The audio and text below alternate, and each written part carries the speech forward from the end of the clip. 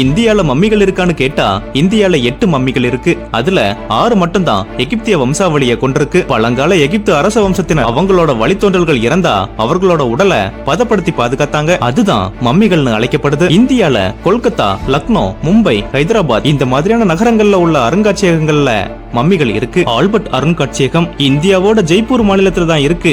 இந்த ஆல்பர்ட் அருங்காட்சியகம் ஜெய்ப்பூரின் ராஜாவாக இருந்த மகாராஜா ராம்சிங் இங்கிலாந்துல இருந்து வரும் வேல்ஸ் இளவரசரை வரவேற்க ஒரு அரண்மனையை கட்டினாரு. அதுக்கு பிறகு நாளடைவுல அதுவே அருங்காட்சியகமா மாற்றப்பட்டது. இந்த அருங்காட்சியகத்திற்கு வேல்ஸ் இளவரசர் ஆல்பர்ட் எட்வர்ட் பிப்ரவரி 6, 1876 ஆண்டு வருகை தந்தாரு. அவரோட பெயராலேயே இந்த அருங்காட்சியகமும் அழைக்கப்படுது. அடுத்ததா டுட்டு மம்மின்னு ஒரு அருங்காட்சியகம் இருக்கு. இங்க வரலாற்று சிறப்புமிக்க பழமையான பல பொருட்கள் இருக்கு. அதுல ஒன்னா எகிப்து நாட்டுல இருந்து கொண்டு வரப்பட்ட மம்மி ஒன்னும் இருக்கு. இந்த மம்மியோட பெயர் தான் டுட்டு. இது ஒரு இளம் பெண்ணோட மம்மி. கிட்டத்தட்ட 2400 ஆண்டுகள் பழமையானது. ஜெய்ப்பூர் மன்னர் சவா ஈஸ்வர் சிங் அப்படிங்கிற நபரால 1887 ஆண்டு எகிப்துல இருந்து இந்தியாவுக்கு கொண்டு வரப்பட்டது. கடந்த 2020 ஆகஸ்ட் மாசம் ஜெய்ப்பூர்ல ஏற்பட்ட மழை வெள்ளத்தின் போது இந்த மம்மி கண்ணாடிப்பட்டில இருந்து எடுக்கப்பட்டு அருங்காட்சியகத்தோட மற்றொரு இடத்துல வைக்கப்பட்டது. அதுக்கு முன்னாடி வரைக்கும் நூற்றாண்டுகளுக்கு மேல இந்த மம்மி ஒரே இடத்துல தான் இருந்தது. அடுத்ததா இந்திய மம்மி. இமாச்சல பிரதேச மாநிலம் ஸ்பிட்டி பள்ளத்தாக்குல குயே அப்படிங்கிற கிராமத்துல தான் இந்த இந்திய மம்மி இருக்கு. இது மம்மிபிகேஷன் அழைக்கப்படுற முறையில சில வகையான தாதுக்களை எண்ணெயோடு கலந்து இறந்த உடல்கள் மேல தடவப்பட்டு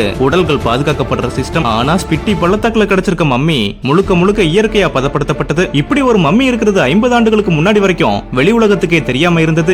1975 ஸ்பிட்டி பள்ளத்தாக்குல ஏற்பட்ட நிலநடுக்கத்தால சில நிலங்கள் பிளவுபட்டது. அப்பதான் ஸ்பிட்டில உள்ள புகழ்பெற்ற தபோ மடாலயத்துல இருந்து 30 மைல் தொலைவுல உள்ள காலத்தால தேய்ந்த கல்லறை ஒண்ணு வெளிப்பட்டது. அந்த கல்லறைக்கு உள்ள தெளிவான தோல், முழுமையான பற்கள், சிரித்த உதடுகள், தலையில முடியுடன் பதப்படுத்தப்பட்ட ஒரு உடலம் இருந்தது. ஆனா 2004 தான் இந்த கல்லறை முழுமையா திறக்கப்பட்டு அதுல இருந்து பதப்படுத்தப்பட்ட உடல் வெளியே எடுக்கப்பட்டது. இது 500 ஆண்டுகள் பழமையான சங்காடென்சின் அப்படிங்கிற புத்த துறவியின் மம்மியாக்கப்பட்ட உடல் அப்படிங்கறத ஆராய்ச்சியில கண்டுபிடிச்சாங்க. புத்த மதத்துல இயற்கையாக உடலை பதப்படுத்த நுட்பங்கள் சிலவற்றை சொல்றாங்க. குறிப்பா புத்த துறவிகள் சோகுசின் புட்சுன்னு அழைக்கப்படுற நியங்மா பிரிவு துறவிகள் தான் இதை கையாளுறாங்க. உடல்ல கொழுப்புகள் மற்றும் திரவங்களை நிலையான விகிதத்துல குறைக்கும் போது அது இயற்கை மம்மிபிகேஷனுக்கு உதவுது. கொழுப்புகள் தான் இறந்த பிறகு உடலை அழுக வைக்குது. அதை தடுக்க துறவிகள் பார்லி அரிசி மற்றும் பருப்பு வகைகளை தவிர்த்து உடல்ல கொழுப்பை சேர விடாம பாத்துக்கொள்றாங்க. அதுக்கு பிறகு தியானத்துல அமர்ந்து பட்டினி இருக்கும்போது அவங்களோட மேல மெழுகு பூசப்படுது. இதுதான் அவங்களோட தோலை வறண்டு போக செய்யுது. இப்படியே 3 வருஷம் வரைக்கும் உலர வச்சு அதுக்கு பிறகு புதைக்கிறாங்க. இதனால